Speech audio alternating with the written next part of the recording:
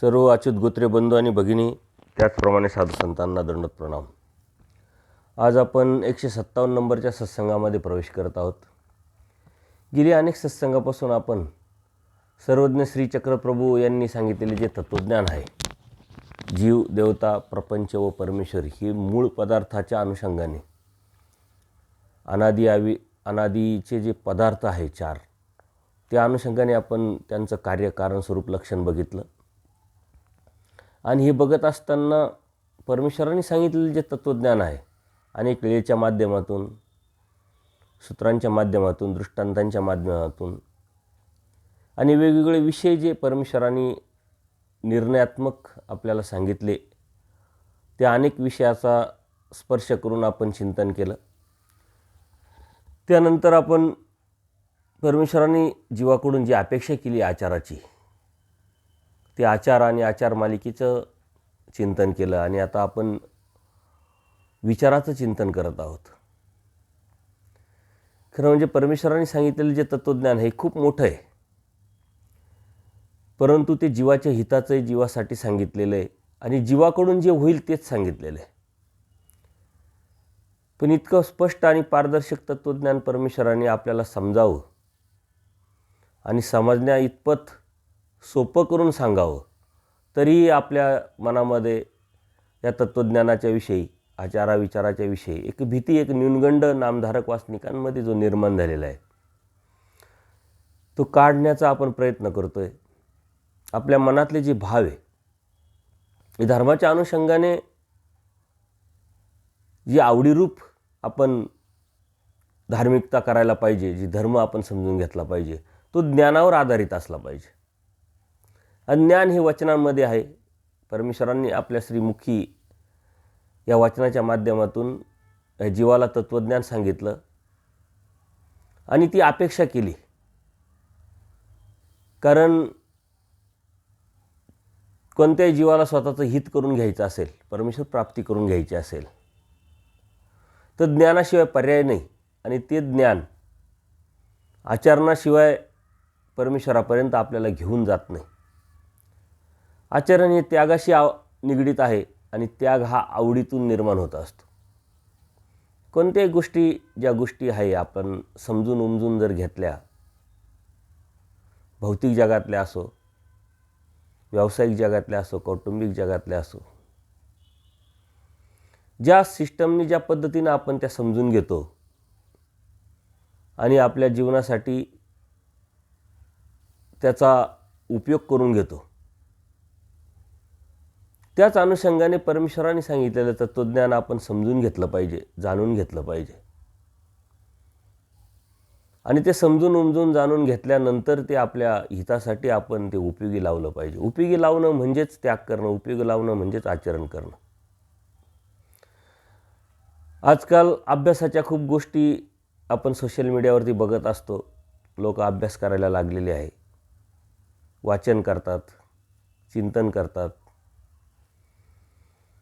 पूर्वीसारखं हे जे तत्त्वज्ञान आहे, ते आता आपल्यापर्यंत पोहोचण्यासाठी अत्यंत सोपे मार्ग निर्माण झालेले आहे. आपण जी बोलतो त्या मराठी भाषेत त्याचं प्रकाशन झालेलं आहे. परंतु हे तत्त्वज्ञान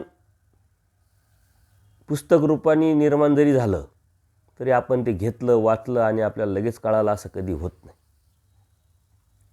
त्याची जाणीव, त्याचा जो बोध आहे, तो परमेश्वराकडूनच या जीवाला होत असतो. आणि जीवाला स्वतःहून ज्ञान कधी संभवत नसल्यामुळं ते कोणाकडून तरी आपण समजून घ्यावं लागतं. समजून नाही घेतलं तर आपण आपल्या मनीचे अर्थ लावून त्या धर्मापासून, त्या तत्त्वज्ञानापासून खूप दूर जाण्याची शक्यता निर्माण होत असते. आणि आजकाल आजूबाजूला आपल्याला असे अनेक जीव दिसतात की जे स्वतःच्या मनाचे अर्थ लावून धर्मापासून दूर जात आहे. कधीतरी असा एखादा भक्त आपल्याला दिसतो, कळतो, एखादा जीव संपर्क आपला होतो, त्यावेळेस आपल्याला दुःख होतं. परंतु त्यावेळेस आपण आपला नाविलाज असतो. कारण ते तत्त्वज्ञान त्यांनी ज्या पद्धतीनं समजून घ्यायला पाहिजे, त्या पद्धतीनं त्यांनी जाणलं पाहिजे. ती पद्धत त्याची चुकलेली असल्यामुळं तो धर्मापासून किंवा तत्त्वज्ञानापासून दूर जातो आहे. आणि म्हणून आपली पद्धत अत्यंत महत्त्वाची असली पाहिजे. समजून घेण्याची जी ताकद आहे आपल्या बुद्धीची असली पाहिजे, त्याचं आपण चिंतन केलं पाहिजे. आजकाल धार्मिकता खूप लोक करतात. मग ते अन्यराटीचे असो किंवा परमार्गाचे असो. धार्मिकता करण्याचा सपाटा लोकांमध्ये आपल्याला दिसतो. कुठेही जा, मंदिर असो, देवपूजा असो, सत्संगाचे कार्यक्रम असो, खूप मोठी गर्दी आपल्याला तिथं दिसत असते. त्या गर्दीतून या तत्त्वज्ञानाचा जो लोकांपर्यंत अर्थ जायला पाहिजे आणि त्यातून ते आचरण किंवा ते त्याग दिसायला पाहिजे, ते आपण दिसलेलं नसल्यामुळं ही जी गर्दी ही कशाची नेमकी आणि कशासाठी आहे, हा प्रश्न सहजच आपल्याला उत्पन्न होतो. कारण आपण धार्मिकता करतोय, परंतु ती धार्मिकता न समजून घेतल्यामुळं आपण जे करतोय तीच धार्मिकता आपण समजून त्या गर्दीत आपला सहभाग नोंदवत असतो. धार्मिकतेचा अर्थ आहे समाधान. धार्मिकतेचा अर्थ आहे आपल्या जीवनमुक्तीच्या रस्त्याने हळूहळू का होईना त्या ऊर्ध्वगतीला जाणं. आणि ते ऊर्ध्वगतीला जाणं म्हणजेच आंतरिक बदल. ते शुद्धीकरणातून होत असतं. आजकाल धार्मिकता करणारे खूप लोक दिसतात, परंतु समाधानी नसलेले त्यातलेच अनेक आपल्याला आढळतात. आणि म्हणून समाजामध्ये आपण दररोज बघत असतो, भ्रष्टाचार बोकाळलेला, अनैतिक कामं बोकाळलेली आहे, वाईट प्रवृत्तीचे लोक, खोटं बोलण्याची प्रवृत्ती निर्माण झालेली आहे, ती सगळीकडे दिसते. आणि मग धार्मिकता करत असताना यात जर बदल आपल्यामध्ये झालेला नसेल तर ती धार्मिकता एक तर खोटी असेल, आणि जर खरी म्हणावी तर त्याची पद्धत चुकत असेल. काहीतरी चुकतंय हे आपल्या लक्षात आलं पाहिजे. मग समाधानाकडे नेणारं जे ज्ञान आहे ते ज्ञान आपण अंगीकारणं म्हणजे धार्मिकता आहे. आपण कुठं थांबावं, किती थांबावं, किती मिळवावं, कशामध्ये शांतता आपल्यामध्ये निर्माण झाली पाहिजे, ही जाणीव जर आपल्या त्या धार्मिकतेतून आपल्याला होत नसेल तर ती धार्मिकता आपली कुठंतरी चुकती आहे. आजकाल धार्मिकता करण्याची एक मानसिकता निर्माण झालेली आहे. तिथं आपण सहभाग नोंदवणे म्हणजे आपण धार्मिकता करतो. मग त्या गर्दीत असेल, त्या क्रियेत असेल. आणि धार्मिकतेचा अर्थ न कळाल्यामुळं श्रेयवादाचे ज्या गोष्टी आपल्याला आढळतात, दिसतात, त्यातून एक राजस भाव, तामस भाव आपल्याला समजत असतो. परंतु सात्विकतेच्या पलीकडची परमेश्वरांनी सांगितलेली धार्मिकता ही ज्ञानाशिवाय आपल्याला समजू शकत नाही, कळू शकत नाही.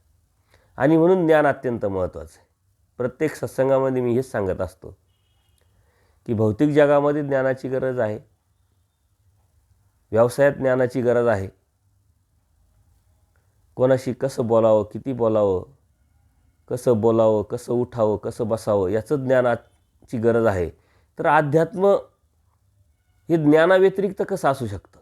परंतु अध्यात्म हे ज्ञानाव्यतिरिक्त असतं हे आपल्या लोकांमध्ये अत्यंत ठामपणे बसलेलं असल्यामुळं जे लोक करतात ते आपण करायचं.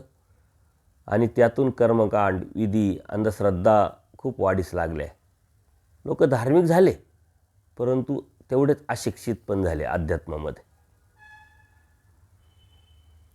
कारण सुशिक्षित वर्ग डिग्रीने झाला, शिक्षणाने झाला, तो एक विशिष्ट हेतूने प्रेरित होऊन तो सुशिक्षितपणा त्यांनी अंगीकारला आहे. जीवनातले सुख मिळावेत, सुख मिळवण्यासाठी पैसा हवा, पैसा मिळवण्यासाठी नोकरी हवी, आणि त्या नोकरीसाठी मग विशिष्ट शिक्षण हवं. अशा पद्धतीची ती सुशिक्षितता समाजामध्ये रूढ झालेली दिसते.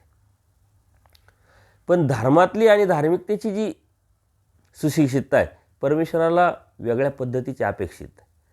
ती सुशिक्षितता अंतर्मनातून, आंतरिक बुद्धीतून निर्माण होत असते, ती शुद्धकरणातून निर्माण होत असते. स्वतःच्या हिताचा ऊर्ध्वगतीचा विचार करून त्याग करून आचरणाचा जो विचार करतोय आणि तो करण्याचा प्रयत्न करतो, ती अध्यात्मातली सुशिक्षितता मात्र आपल्याला खूप कमी दिसते. आणि म्हणून लोक धार्मिक किती झाले यापेक्षा ते कसे झाले याला खूप मोठं महत्त्व आहे. कारण कोणत्या तरी हेतूने केलेली धार्मिकता ही धार्मिकता नसते. ती अपेक्षा स्वार्थापोटी त्यांनी केलेलं नियोजन असतं. जसं एखादी गोष्ट आपण करत असताना एखादा अडथळा येतो आणि त्या अडथळ्यावरती मात करण्यासाठी त्या विशिष्ट गोष्टीचा आपण अंगीकार करतो किंवा स्वीकारतो. तशा पद्धतीचं आपण जीवन जगत असताना ते आपल्या जीवनामध्ये अडथळे येतात, संकट येतात किंवा सुखाच्या अभिलाषेपोटी केलेली ती एक प्रकारची नियोजन असतं, एक प्रकारचं आयोजन असतं. परंतु त्याला धार्मिकता म्हणत नाही. धार्मिकता एक नैसर्गिकरित्या झाली पाहिजे, ज्ञानावर आधारित झाली पाहिजे, त्यागातून आचरणातून झाली पाहिजे. आणि आचरण म्हणजे याचा जो भाऊ आपल्या मनामध्ये आपण निर्माण केलेला आहे. आचरण म्हणजे एक विशिष्ट ठिकाणी विशिष्ट क्रिया करणं म्हणजे आचरण. परंतु आपण अनेक सत्संगात त्याचं चिंतन केलं की आपण उठणं, बसणं, बोलणं, आपली आंतरिक विचारधारा, आपली प्रवृत्ती, आपली बुद्धी, आपल्या विचाराची प्रगल्भता यावरतीच आचरण अवलंबून असतं आणि त्यातूनच ते निर्माण होतं आणि त्याद्वारेच आपण ते करायचं असतं. हे जर लक्षात घेतलं तर आपल्या मनामधली जी भीती आहे, न्यूनगंड आहे आचाराच्या विषयी, तो नक्कीच दूर होईल. नामधारक आणि वासनिकांमध्ये धर्मतत्वज्ञान रुजावं, आचरणाचा त्यांनी विचार करावा, त्या अनुषंगाने आपण हे चिंतन करत आहोत. मागे आपण जीवेश्वरा स्वामी भृत्य संबंध अनादीचा, जीवाचा आणि परमेश्वराचा जो मालक आणि दास्य म्हणजे सेवक याचा जो संबंध आहे हा अनादीचा आहे. हा काय आजकाल झाला नाही किंवा आपल्याला निर्माण करावा लागत नाही. तो आहेच मुळातच, परंतु तो आपण दाबल्या गेलेला आहे अज्ञानाच्या अनुषंगाने म्हणा किंवा त्याग आपल्याकडून होत नाही, शुद्ध भावनेतून आपण ते करत नाही, म्हणून आपल्याला ते माहीतच नाही की परमेश्वर मालक आहे आणि आपण सेवक आहे. राजस तामस भावातून ही जी धारणा आहे ही उत्पन्नच होत नाही. मग स्वभाव तो आहे आपला मूळचाच, तो प्रकटला पाहिजे, तो बाहेर आला पाहिजे. आणि ज्यावेळेस आपण दास्याच्या विचाराने सेवक म्हणून कामाला लागतो, कार्य करतो, त्यावेळेस मात्र आपल्या मनामध्ये कोणत्या प्रकारच्या कोणाविषयी तक्रारी, कोणाविषयी अपेक्षा हा भावच राहत नाही की मला हे व्हावं, मला ते व्हावं, मला यांनी असं म्हणावं, मला त्यांनी तसं म्हणावं. हा जो भाव आहे हा पूर्णपणे सेवकाच्या माध्यमातून, ह्या प्रवृत्तीच्या माध्यमातून निघून जात असतो. आणि तो जो भाव आहे हा अनादीचा आहे परमेश्वर म्हणतात, जो कधी निर्माण झाला असं नव्हे, निर्माण करावा लागेल असंही नव्हे. परमेश्वर मालक आहे, कालही होता, आजही आहे, उद्या राहणार आहे. आणि आपण सेवक आहे, कालही होतो, आजही आहे, उद्या राहणार आहे. जर आपण सेवक आहे तर आपल्या मनामधला जो भ्रम आहे, न्यूनगंड आहे, जो आपल्या मनामधला अहंकार आहे, अज्ञानातून निर्माण झालेला जो युग आहे, हा येतो कुठून? हा कृत्रिम आहे, हे नॅचरल नाही. कारण ते काही अनादीचा नाही आहे, तो मूळचं नाही आहे. आपण ज्या मूळ स्वभावापासून दूर गेलेलो आहे आणि म्हणून ह्या स्वभावाचा आपल्यावरती अतिक्रमण झालेलं आहे. मग तो युग असेल, अज्ञान असेल, अहंकार असेल, खोटं बोलणं असेल, वाईट प्रवृत्ती, वाईट विचारधारा, या साऱ्या गोष्टी कृत्रिमपणे आपल्यामध्ये आपण निर्माण केलेल्या आजूबाजूच्या वातावरणानुसार. त्यासाठी आजूबाजूचं वातावरण तशाच पद्धतीचं पोषक पाहिजे. परंतु कलियुग आहे आणि ह्या कलियुगामध्ये जीव हा विषय राम असल्यामुळं प्रत्येकजण धावतोय कशासाठी तरी, कोणासाठी तरी, कुठंतरी, कोणाच्या मागे तरी हा धावतोय. आणि त्यामुळं तो धावतोय म्हणून मी धावतोय, मी धावतोय म्हणून तो धावतोय, अशा पद्धतीने धावणं चालू आहे. परंतु मूळ जे ज्ञान आहे परमेश्वराने सांगितलेलं ते जर त्या जीवाने समजून घेतलं तर तो मात्र शांत होतो, तो मात्र स्वस्थ राहतो. आणि म्हणून साधू संतांकडे पाहण्याची आपली जी दृष्टी आहे ती वेगळ्या पद्धतीची असते, कारण त्यांनी त्याग केलेला आहे, स्वस्थता आहे, शांतता आहे. परमेश्वराचं नामस्मरण, नित्यविधी, निमित्तविधी या साधनेमध्ये अत्यंत शांतपणे त्यांचं जे साधना चालू असते त्यामुळं आपल्याला त्यांच्याविषयी आकर्षण निर्माण होतं. आता त्याग करूनही जर शांतता नसेल तर तो त्याग काही कामाचा नाही. अनुसरण करूनही बी जर स्वस्थता नसेल तर ते अनुसरण काही कामाचं नाही. आणि उपदेशी होऊन आपल्यामध्ये स्वस्थता नसेल, परमेश्वराच्या समर्थवादावरची निष्ठा नसेल, तर तो उपदेश किंवा ती दैवराटी, तो परमेश्वराचं नाम घेण्याला काही अर्थ नाही. हे आपण लक्षात घेतलं पाहिजे. आणि हे फक्त ज्ञानातूनच आपण कळेल. आणि ते ज्ञान जड आहे, श्रेष्ठ आहे, कोरडं आहे, हे 100% खरं. परंतु जेव्हापर्यंत त्यात आपण जात नाही तोपर्यंत आपल्याला त्याची गोडी, आवड निर्माण होऊ शकत नाही. एखादा विषय आपल्याला जर नाही समजला तर नक्कीच आपल्याला त्याच्याविषयी कंटाळा येतो. कोरडं वाटतं, ते नकोसं वाटतं. परंतु तो विषय जर आपण त्या पद्धतीनं समजून घेतला, जाणून घेतला, तर नक्कीच त्याविषयी आवड निर्माण होते. आणि ते आवडीपूर्वक जे घेणं आहे ते खरं घेणं आहे.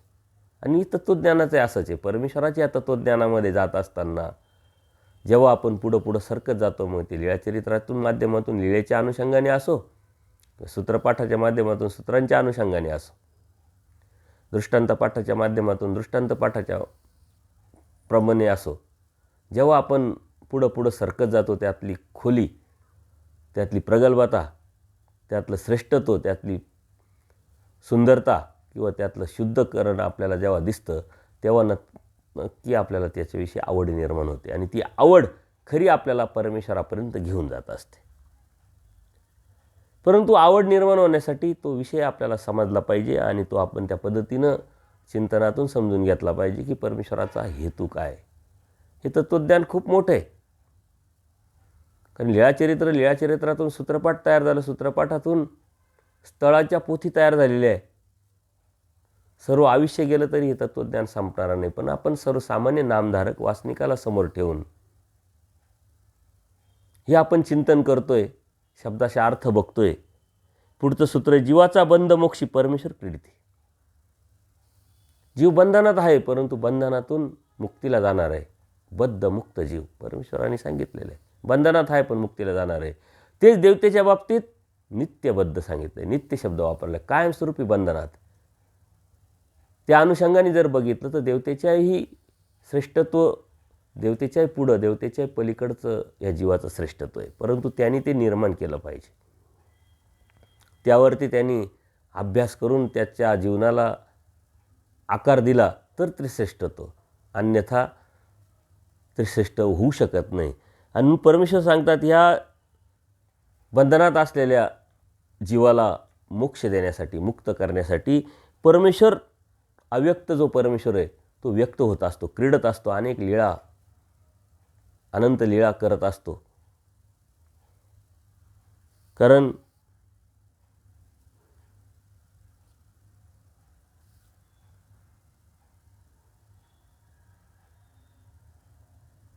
जीवाचा म्हणजे जीवाला, बंध मोक्ष म्हणजे बंधनातून मुक्त करण्यासाठी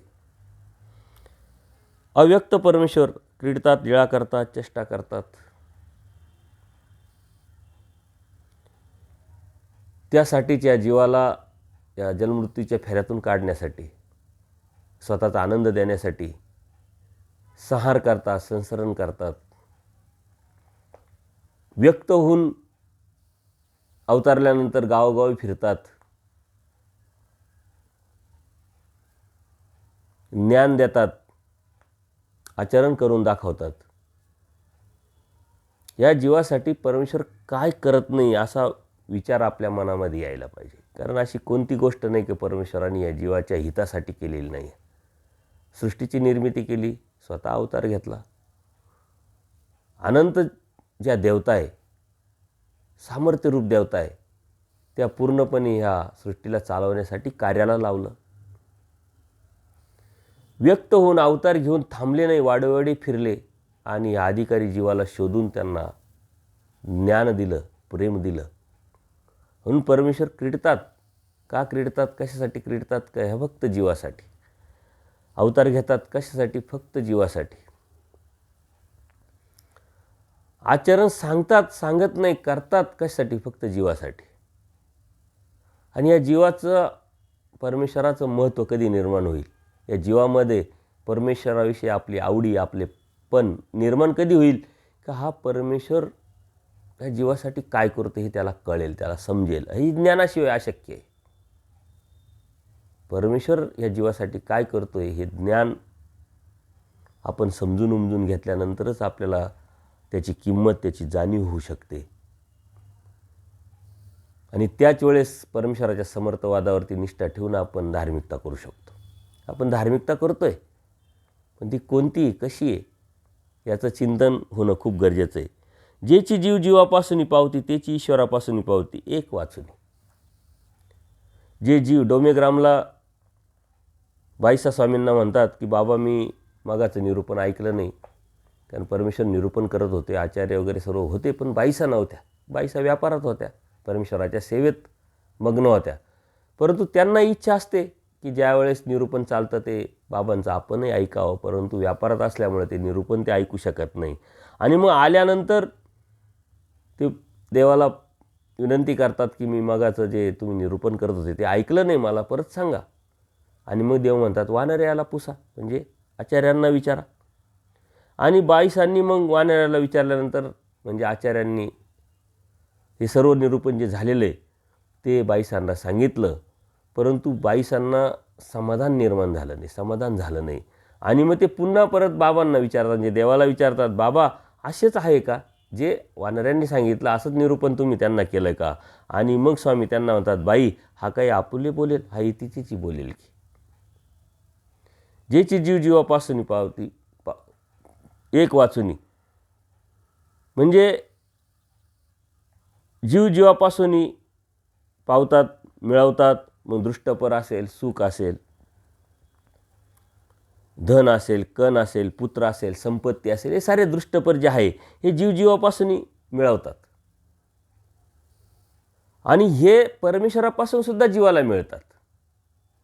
परंतु एक वाचुनी, जीव जीवाकडून अपेक्षा करतो, तो त्याच्यासाठी प्रयत्न करतो, देवतेकडून अपेक्षा करतो, त्याच्यासाठी प्रयत्न करतो. हे जे दृष्टपर आहे हे सर्व ते देऊ शकतात, त्याचप्रमाणे परमेश्वर पण देऊ शकतात. परंतु एक वाचुनी म्हणजे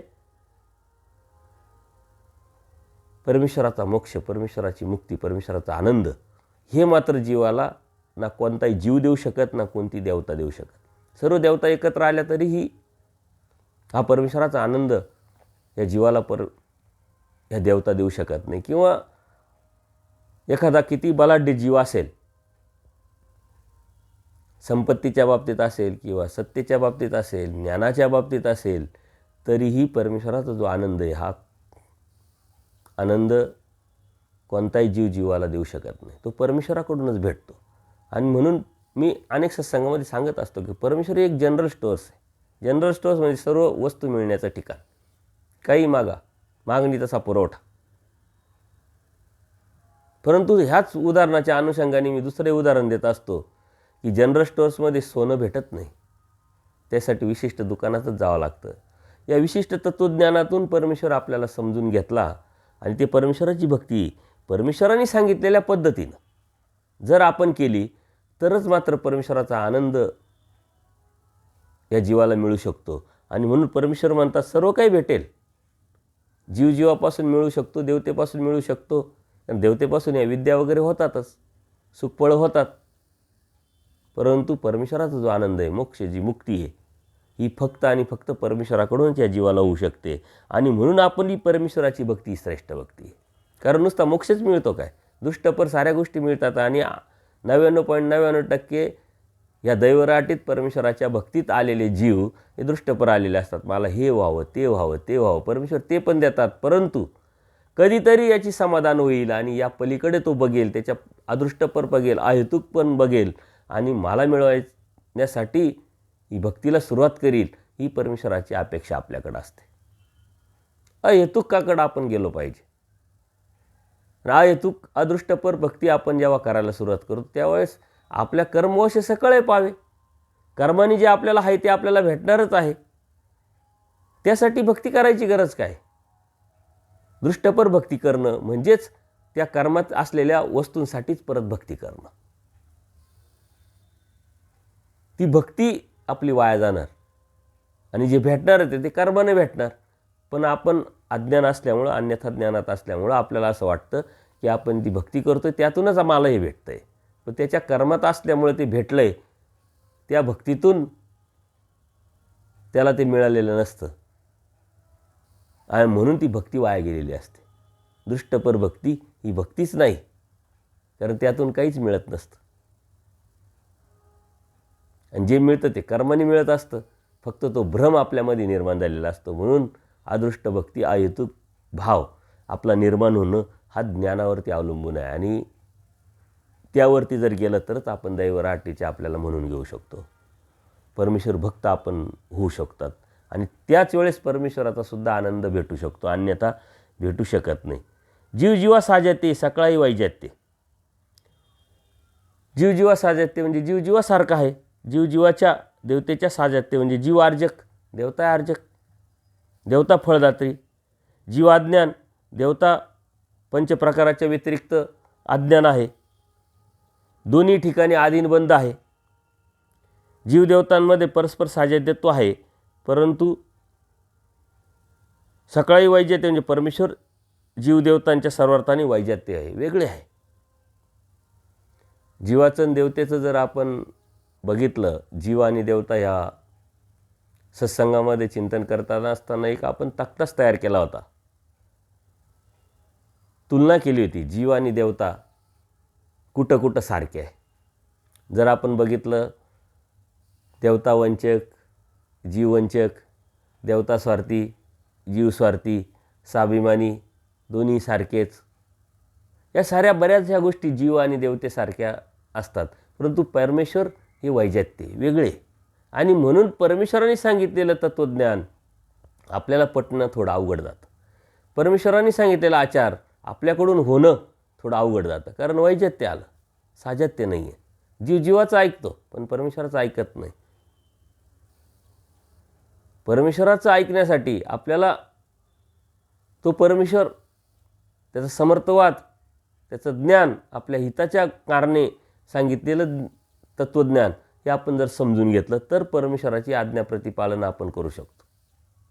आणि परमेश्वराने जीवासाठी सांगितलं आहे, जीवाच्या हितासाठी सांगितलं आहे, पण तरी आपण का ऐकत नाही, तर ते साजत्य नाही, वैजयते, वेगळेपण आहे. आणि म्हणून परमेश्वराचं आपण कोणताही जीव ऐकणं थोडं अवघड असतं. एवढं परमेश्वराने अवतार घेतला, वाडीवाडी फिरलं, तत्त्वज्ञान छोट्या छोट्या प्रसंगातून आपल्याला अत्यंत आपल्या मायपानाने, आपली आई जशी एखाद्या मुलाची, लहान मुलाची काळजी घेते, तशा पद्धतीनं परमेश्वराने तत्त्वज्ञान सांगितलं आहे. तरी आपल्याला ते ऐकायला का जड जातं आहे? आपल्याच हिताचं आहे, आपल्याच फायद्याचं आहे. त्याच्यात परमेश्वराचा फायदा नाही, परमेश्वराचं हित नाही, ना धर्माचं हित, ना धर्माचा फायदा, तरी आपण का करत नाही? कारण जीव आणि परमेश्वर हे साजत्य नाही, वैजयते. परंतु साजत्य होऊन जर परमेश्वराचं तत्त्वज्ञान आपण समजून उमजून घेतलं ना, आपल्या हिताचं आहे असं म्हणून करायला लागलो, आपण आपल्यासाठी करायला लागलो, तेव्हाच मात्र परमेश्वराचा आनंद आपल्याला मिळेल. जेची विघ्न तेची आधीन, तयाशीची वेगळा होय. जेची विघ्न म्हणजे प्रत्येक जीवाला देवतेपासून विघ्न असतात. देवता विघ्न ह्या सत्संगच आपण एक वेगळा घेतला आहे आणि कोणाला या देवता विघ्न करतात हे पण आपण बघितलं. परंतु जसजशी जीवाची ताकद वाढत जाते, भक्तीच्या माध्यमातून, ज्ञानाच्या माध्यमातून, त्यागाच्या माध्यमातून, आचरणाच्या माध्यमातून, ह्याच देवता ह्या जीवाच्या अधीन होतात. शाब्दज्ञानामध्ये निम्म्या देवता विघ्न, निम्म्या देवता अनुकूल, निम्म्या देवता प्रतिकूल अशा असतात. श्रीदेवता विघ्नरूप असतात, पुरुष देवता अनुकूल असतात. परंतु शाब्दज्ञानातून आपण ज्यावेळेस अप्रोक्ष ज्ञानात जातो त्यावेळेस ह्याच देवता या जीवाच्या अधीन होतात. टप्प्याटप्प्याने ते अधीन होत चालतात. अप्रोक्ष ज्ञानातून सामान्य ज्ञानात, सामान्य ज्ञानातून विशेष ज्ञानात जेव्हा आपण जातो तेव्हा ह्या देवता टप्प्याटप्प्याने आपल्या अधीन होऊन जातात. ज्या विघ्न रूप असतात अगोदर त्याच नंतर अधीन होऊन जातात. परंतु ती आपली ताकद, आपली साधना आणि ह्या ज्ञानाच्या परिक्रमेतून दुसऱ्या ज्ञानात आपण जेव्हा प्रवेश करतो त्यावेळेस ती प्रक्रिया होते. ज्यावेळेस पहिलीतला मुलगा आहे त्याला 2 + 2 किती हा सुद्धा प्रश्न अवघड वाटतो. दुसरीत केल्यानंतर तो पहिलीतला 2 + 2 त्याला एकदम सोपं वाटेल, कारण त्याने तो अभ्यास केलेला आहे. तो अभ्यासाच्या माध्यमातून ते जे ज्ञान आहे त्याचे ते आता अधीन झालं. दुसरीतला काही प्रश्न असेल तो त्याला दुसरीत गेल्यानंतर अवघड वाटेल, पण जेव्हा तो तिसरीत जाईल तेव्हा दुसरीतलं त्याला सोपं वाटेल. तसंच पुढं जात जात आपण जेव्हा जातो त्यावेळेस ते पाठीमागचं जे ज्ञान आहे, सर्वसामान्य ज्ञान, प्राथमिक ज्ञान आपल्या अधीन होत असतं. आपल्याला ते सोपं वाटतं. त्या सम जर असेल तर ते अवघड वाटतं. तसंच या देवता ज्या आहे, ज्या विघ्नरूप असतात त्याच नंतर अधीन होतात. हे शब्दरूपी आपण समजून घ्यायचं आहे. आणि त्यानंतर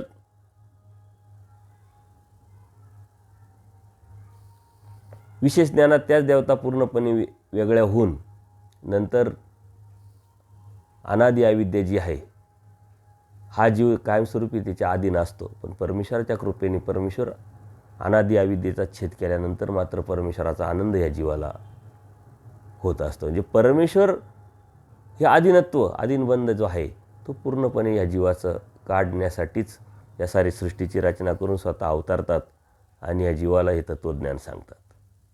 परंतु त्याच्यासाठी आपला प्रयत्न असला पाहिजे. प्रयत्न नसेल तर होऊ शकत नाही. आणि तो प्रयत्न हा बुद्धीतून असायला पाहिजे, ज्ञानातून असायला पाहिजे. कारण आपल्या मनामध्ये खूप धर्माविषयी गैरसमज खूप निर्माण झालेले. आपण विचारच करत नाही. आपण म्हणतो जोडत नाही, अधिकारत नाही, माझ्या नशिबातच नव्हतं. ह्या पळवाटा आपण आपल्या कमकुवत बुद्धीतून निर्माण केलेल्या आहे. लीळाचरित्रामध्ये गेल्यानंतर हे जे प्रेरणास्त्रोत आहे, आपले जे कितीतरी परमेश्वराच्या ठिकाणीचे जे भक्त आहे, पात्र आहे, त्याचा जर विचार केला तर आपल्याला ते लक्षात येईल. मग त्या बाईसा असेल, आचार्य असेल, पूजनीय बाईंभट असेल, औसा असेल, यांचं जीवनचरित्र जर बघितलं तर त्यांनी प्रयत्न केला आहे, बुद्धीचा विचार केलेला आहे आणि त्या विचाराच्या कसावरती जाऊन परमेश्वराची भक्ती मिळवलेली आहे.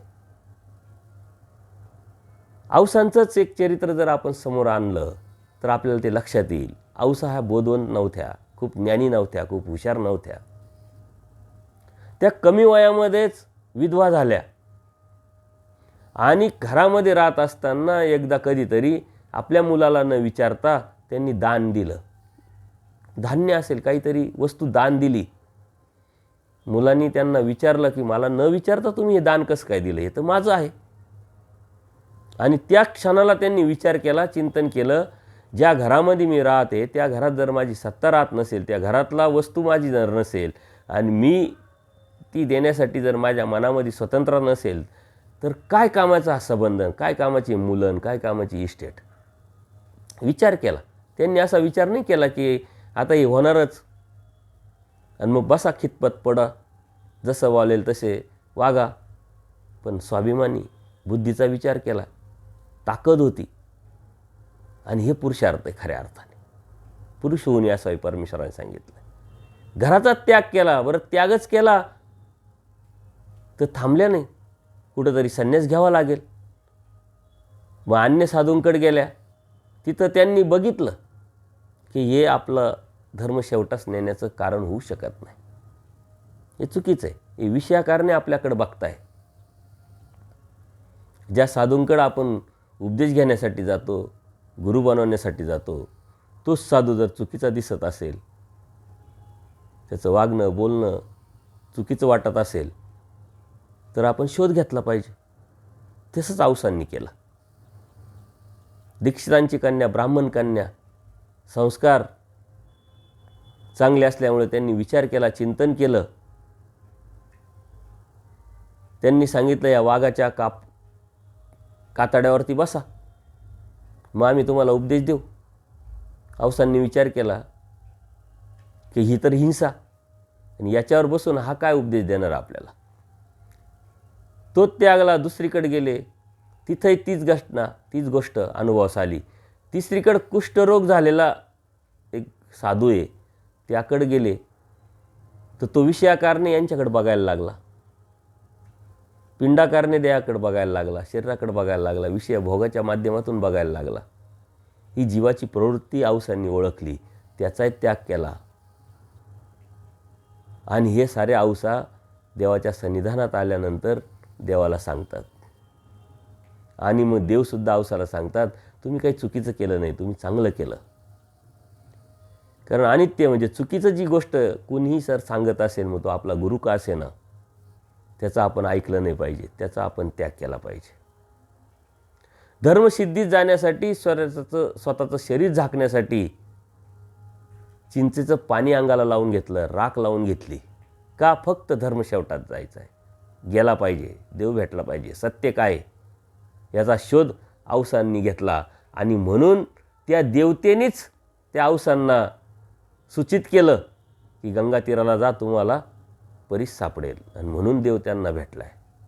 सहजासहजी कोणालाच काहीच भेटत नसतं. मग देव भेटला. देवानी औसांचे लाड केले.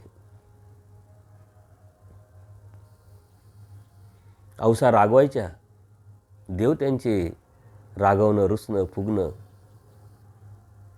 सहन करून त्यांना समजावायच्या. रागाने जर कुठे गेल्या आणि जर त्या परत आल्या तर देव त्यांना आणायला 10 पावलं पुढं जायचे.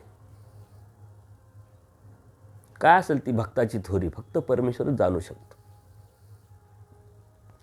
सहजासहजी काहीच भेटत नाही. तसंच बाईसांचं घ्या. 3 दिवस अपमान केल्यानंतर जेव्हा त्यांच्या लक्षात आलं, सर्व सोडलं. विचार केला तर लक्षात आलं ना. विचार नसता केला तर कसं लक्षात आलं असतं. तसंच माईम भटांचं घ्या, तसंच आचार्यांचं घ्या. देव म्हणतात तुमचे सोबती लांब जात आहे, नीट विचार करा, निका विचार करा, लवकर विचार करा. विचार केला, देवा आता तुम्ही जोपर्यंत ठेवताय तोपर्यंत थांबेल, जेव्हा जा म्हणाल तेव्हाच जाईल. पूजनीय माईम भटांनी विचार केला का हा देव भेटलाय, पुढं भेटेल त्याची काही गॅरंटी नाही. अनंत जन्म गेले, अनंत सृष्ट्या गेल्या, देव भेटला पाहिजे. त्याग केला. त्यागासाठी कुशलता वापरली, व्यावहारिकता वापरली. का इथं जर त्याग केला तर माझे सगळे सोयरे मलाही त्रास देतील, देवालाही त्रास देतील. रुद्रपूरला गेले. का जे रुद्रपूर फक्त माईम भटांनी ऐकलेलं होतं, माहीत नव्हतं. गोविंदप्रभू बाबांना त्यांनी बघितलेलं नव्हतं. धाडस केलं, विचार केला. सहजासहजी काहीच भेटत नाही. म्हणून लीळाचरित्रामध्ये ज्या लीळा आपण ऐकत असतो, वाचत असतो, त्यातून नेमकं काय घ्यायचं आहे, देवाने आपल्याला काय सांगितलेलं आहे, हे जर आपल्याला कळालं नाही तर त्या लीळा वाचून आणि त्या ऐकून काही उपयोगाचं नाही. आणि म्हणून परमेश्वर काय करतात आपल्यासाठी, अव्यक्तातून व्यक्त होतात, क्रीडतात, वाडोवाडी फिरतात. या बंधात असलेल्या जीवाला बाहेर काढण्यासाठी परमेश्वर हे सर्व करतात. परंतु याचा विचार, याचं चिंतन आपण जर केलं तरच परमेश्वर भेटतो. ज्ञान मिळवलं तरच परमेश्वर भेटतो. आपल्या नशिबात आहे, आपल्या अधिकारात आहे, आपली पूर्वजोड तशी आहे, म्हणूनच हा सारा योग आलेला आहे. आणि इथं आल्यानंतर परत आपण पूर्वजोड, अधिकार याच्या गोष्टी करत असेल तर आपला तो अप्रयत्न आहे. जीव फक्त आणि फक्त अप्रयत्नाने धर्मावरून जातो, परमेश्वरापासून जात असतो. कळत नाही त्याला, अगदी छोट्या छोट्या गोष्टीवरून तो धर्मावरून जातो, आपल्याला समजत नाही. परंतु आपले डोळे उघडे असले पाहिजे. आपला अनुभव घेण्यासाठी आपली बुद्धीची ताकद, मनाची ताकद तेवढीच असली पाहिजे. तेव्हाच ते कळेल, तेव्हाच ते समजेल. तर धर्मापासून हा जीव कधी जाईल आणि कसा जाईल त्यालाही कळत नाही. अप्रोक्ष ज्ञानी अशी बहुरूपता बहुकामता होय. आणि हाच जो शाब्दज्ञानी अप्रोक्ष ज्ञानामध्ये जातो त्यावेळेस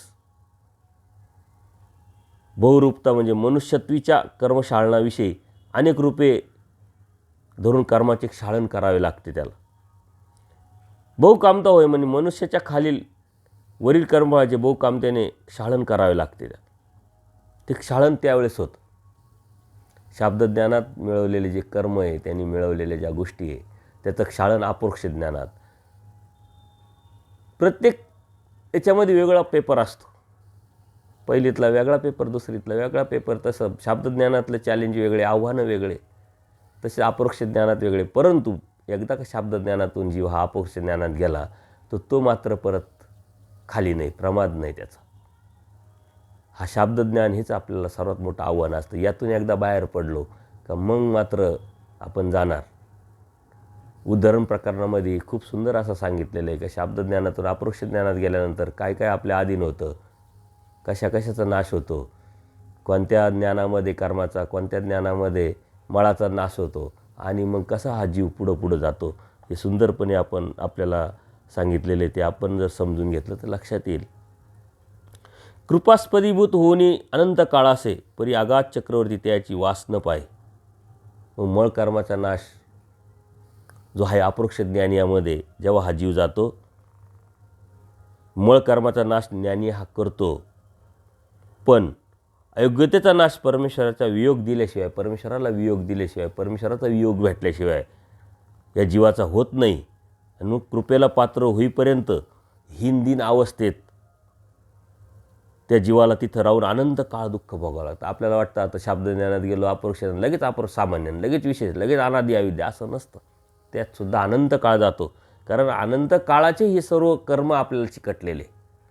त्याचा नाश जोपर्यंत होत नाही तोपर्यंत आपण शुद्ध कसं होणार.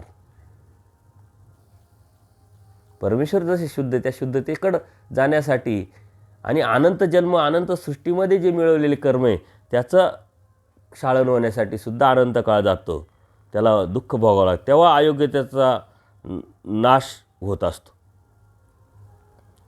कृपास्पदीवत म्हणजे जेणेकरून कृपेला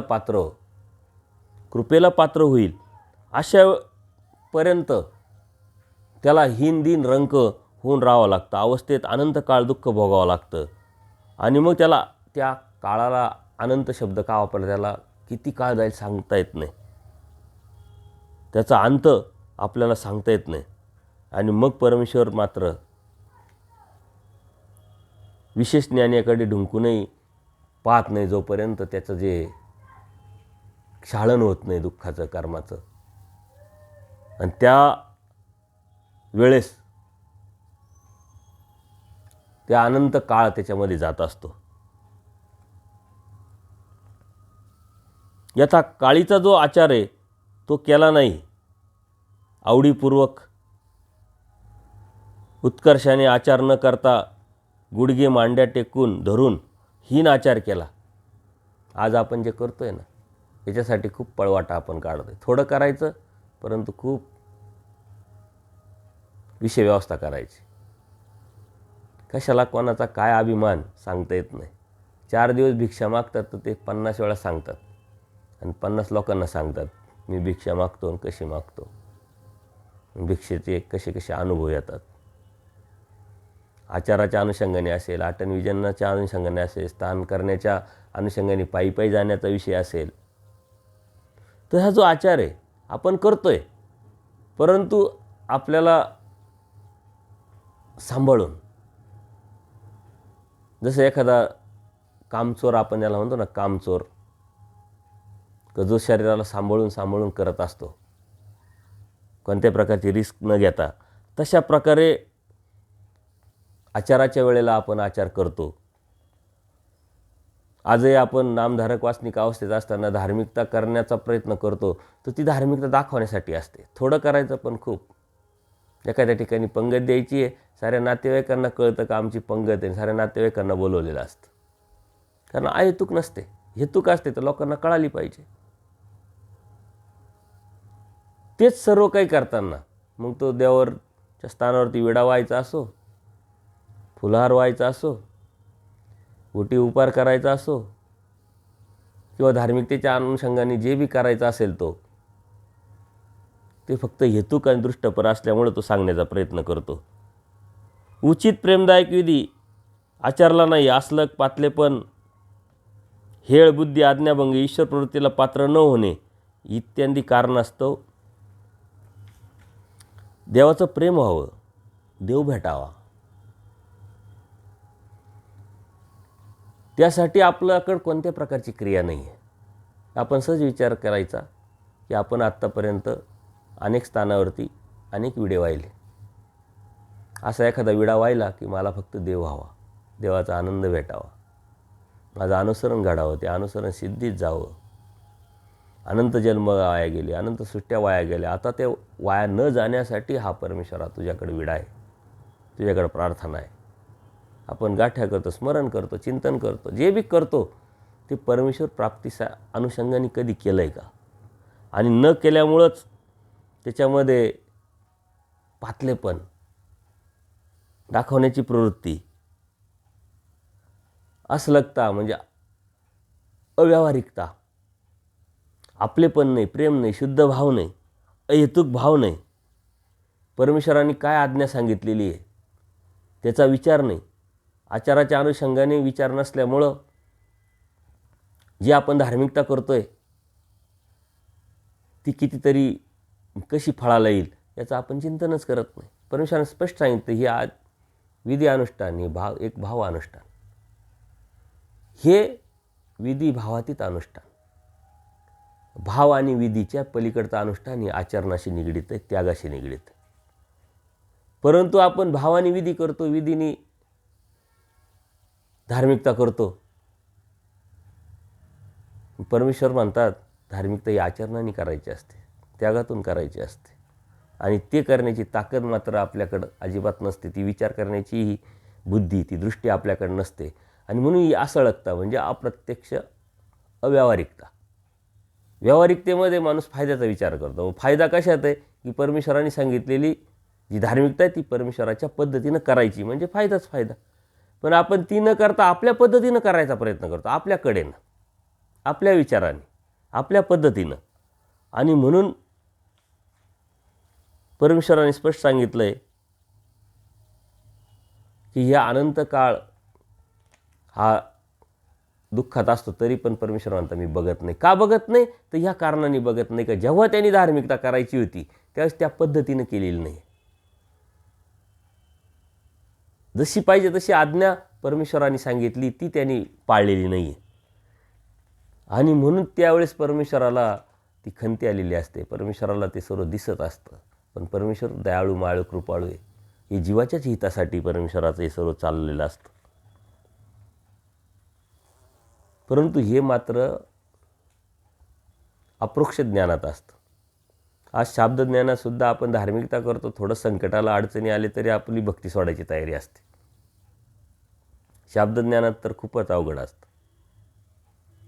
ज्याला जाणीव नाही, धर्म समजत नाही, कळत नाही, तो कधी धर्मावरून जाईल याची काही गॅरंटी नाही. आजकाल आपल्याकडं हे मिश्र भक्तीचं जे पेव फुटलेलं आहे ते सर्व अज्ञानाकारण आहे. उपदेश घेतला आहे, काय धर्म, काय तत्त्वज्ञान काही कळत नाही. फक्त मला हे भेटावं, मला ते भेटावं म्हणून हे करण्याची जी प्रवृत्ती आहे ही सर्व अज्ञानाकारण आहे. म्हणून थोडं करायचं आहे, ज्ञानवाचक करायचं आहे, थोडं करायचं आहे, शुद्ध भावनेने करायचं आहे. जे आहे ते योग्य करायचं आहे. अयोग्य करण्यातून काहीच उपयोग नाही. जरी अयोग्य करत आहे आपण थोडंफार परमेश्वराने आपल्याला सांभाळून घेतलं आहे, शाब्दज्ञानात अप्रोक्ष ज्ञानात गेलं तर तिथंही मात्र आपल्याला ते फेडणं. भोग हे भोगानंच संपतात, ते कधीच संपत नाही. आज केलं ते उद्या फेडावं लागतं, उद्या केलं तर ते परत फेडावं लागतं. शाब्दज्ञानात केलं तर ते अप्रोक्ष ज्ञानात फेडावं लागतं. मात्र फेडावं लागतं इतकं मात्र नक्की. मग उद्यात कधीतरी केव्हा तरी ते फेडावंच लागतं. तर मगच आजच असा विचार जर केला तर फेडावा लागणार नाही असं आपण धार्मिकता करू. आणि ती धार्मिकता आपल्याकडेनं न करता परमेश्वराच्या कडेनं, परमेश्वराच्या आज्ञेनं करणं तर ती फायद्याची आहे. पण आपण फायदा तोट्याचा विचार न करता आपल्या ते लक्षात येत नाही. व्यवहारात मात्र आपल्या नफे तोटे पैशावर अवलंबून असल्यामुळे ते लगेच लक्षात येतं. इथं आपण आपल्या हिताचा विचार केला तर अदृष्टपर अहेतुकाकडे जाऊ, पुढे काय याचा विचार करू, आणि मग पुढे अडचण नको म्हणून आत्ताच सावधानता होऊन अत्यंत आपलेपणाने, प्रेमाने जे परमेश्वराने सांगितलं आहे ते करणं ही आपली फायद्याची भक्ती आहे. एक जीव कैवल्य, एक परकैवल्य. जीव कैवल्य ते परकैवल्य रमे, परकैवल्य ते स्वस्वरूपी रमे. एक जीव कैवल्य म्हणजे ज्ञानिया, एक पर कैवल्य म्हणजे ब्रह्म. ज्ञानी आणि ब्रह्म याच्यातली तुलना या सूत्रामध्ये केलेली आहे. जीव कैवल्य ते पर कैवल्य रमे, म्हणजे ब्रह्मस्वरूपी रमे. पर कैवल्य ते स्वस्वरूपी रमे. जो ज्ञानी असतो, जो भक्त असतो, ते परमेश्वराच्या याच्यात रममाण असतो, पण परमेश्वर हा स्वतःच्या याच्यात रममाण असतो. ब्रह्म स्वतःच रममाण असतो.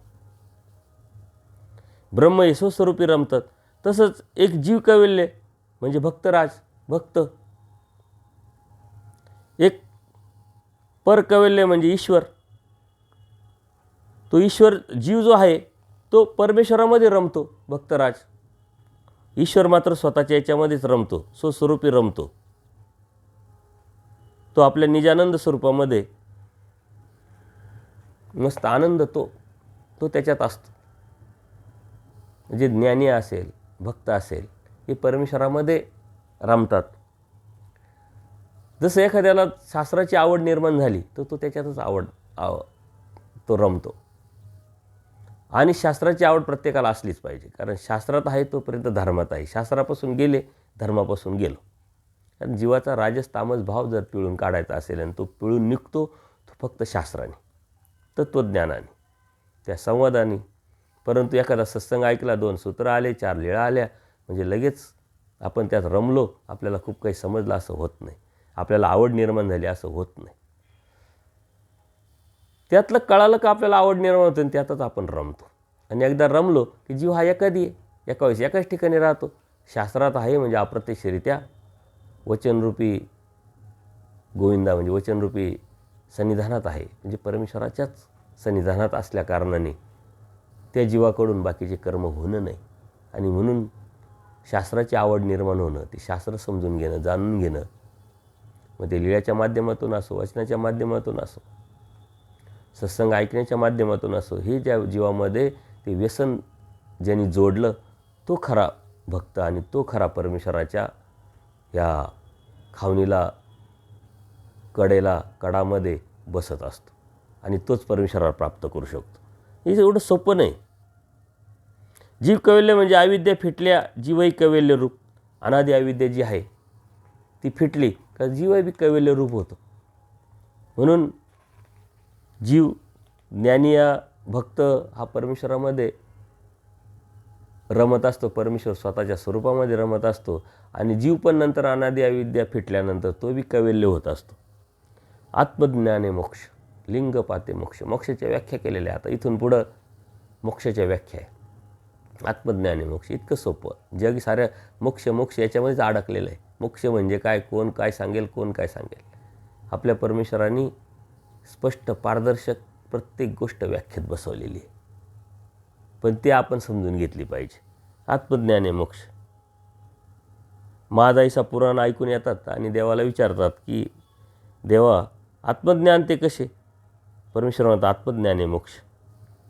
आणि दुसरं पैठण येथे प्रज्ञासागर यांनी पण देवाला विचारलं का जीवाला मोक्ष कशातून मिळू शकतो, कशापासून होऊ शकतो. मग त्यांनी सांगितलं आत्मज्ञाने मोक्ष, लिंगपाते मोक्ष. मग प्रज्ञासागर परत पुढं प्रश्न विचारतात का आत्मज्ञानाने लिंगपात होत नाही का. परमेश्वर म्हणतात आत्मज्ञानाने जीव वासना मळ यापासून मुक्त होतो, पण अविद्येपासून मुक्त होत नाही. अनादि अविद्या परमेश्वरालाच छेद करावं लागते. आत्मज्ञानाने आपल्या मनामधली जी वासना असेल, आपले मळ असतील, यापासून जीव मुक्त होऊ शकतो, परंतु अनादि अविद्या परमेश्वराने छेदल्याशिवाय होऊ शकत नाही. आत्मा म्हणजे परमेश्वर. त्याचे ज्ञान झाल्यावर मोक्ष होते. आपण कोण आहोत, आलो कुठून, कशासाठी आलो, काय करायचं आहे, कोणत्या कर्माने काय होणार आहे, आणि परमेश्वर मिळवायचा आहे तो कशाने मिळेल, हे सर्व समजून उमजून घेणं म्हणजेच आत्मज्ञाने मोक्ष.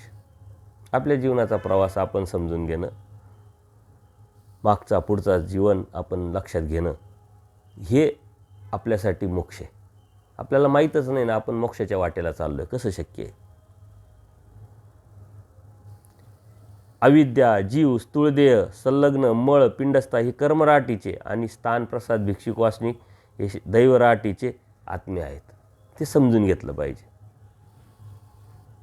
ते केल्याचा फायदा तोटा हे लक्षात घेतलं पाहिजे. ते आवडीरूप करून त्यातच न अडकता परमेश्वराच्या मुक्तीच्या अनुषंगाने आचरणाकडे आपण झुकलं पाहिजे.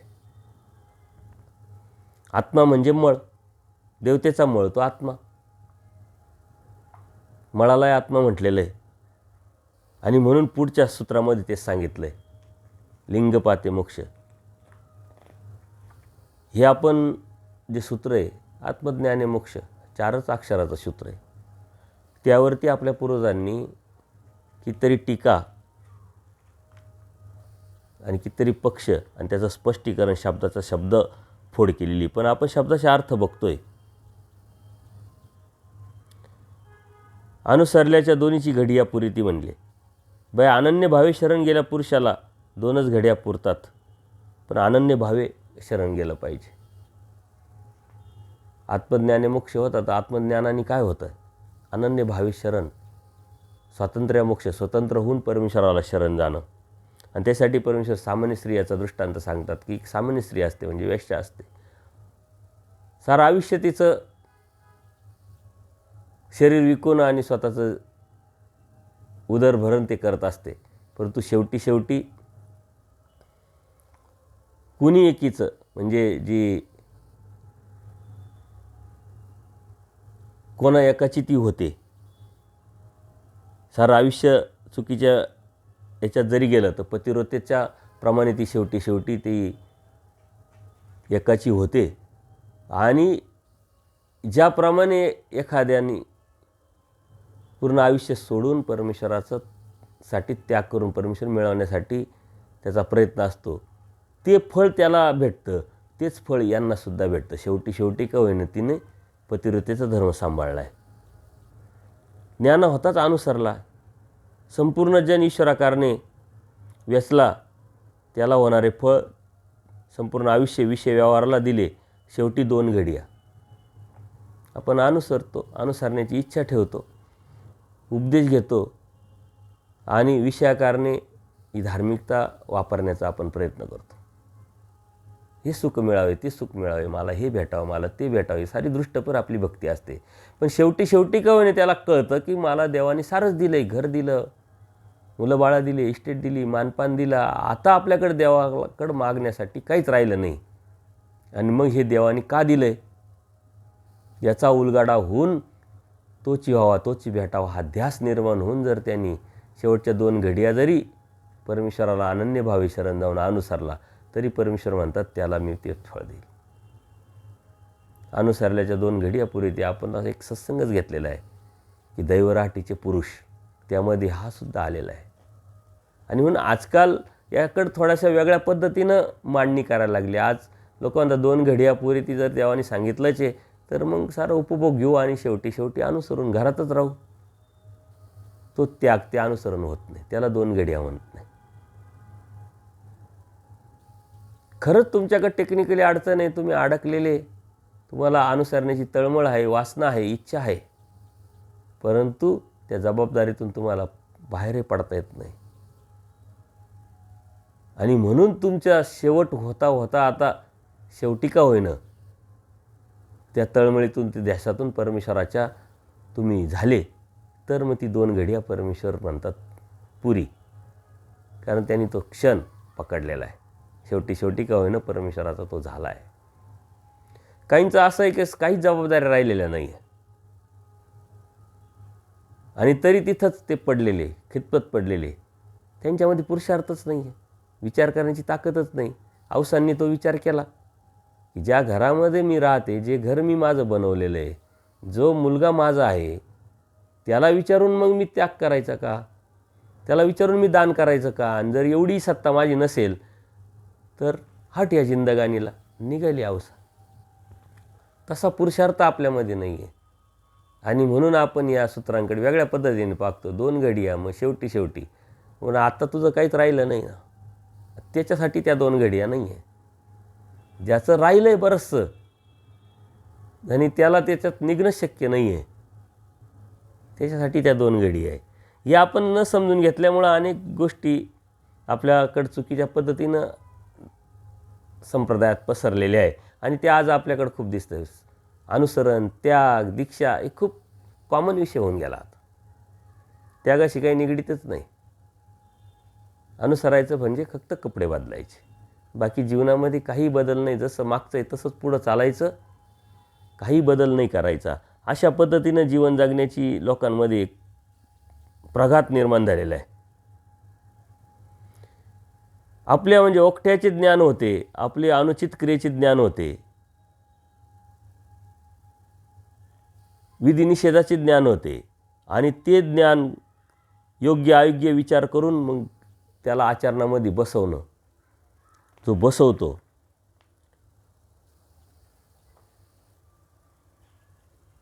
ते म्हणजे आत्मज्ञान आहे, मोक्ष.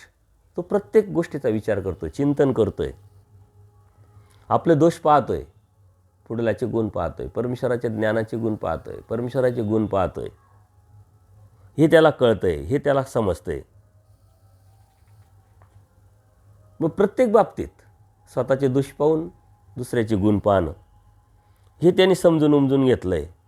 धर्म काय, त्याची व्यापकता, त्याची प्रगल्भता, त्याची वैचारिकता,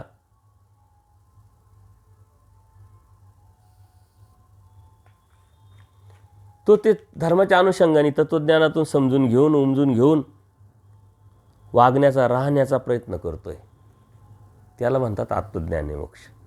सर्वच बाबतीत त्यांनी ती समजून उमजून घेतलेले आहे, आणि त्यावेळेस मात्र तोच त्याच्यासाठी मोक्ष असेल. कारण समजलं, जे जसं आहे तसं ज्ञान झालं, त्या ज्ञानावरती तो स्वतःच्या हिताच्या अनुषंगाने त्याग केला आणि आचरण करायला लागला, तर तो नक्कीच परमेश्वरापर्यंत पोहोचणार आहे. म्हणून त्या मोक्षाच्या वाटेवरती चालण्याचा जो पहिला पाऊल आहे ते आहे आत्मज्ञान मोक्ष.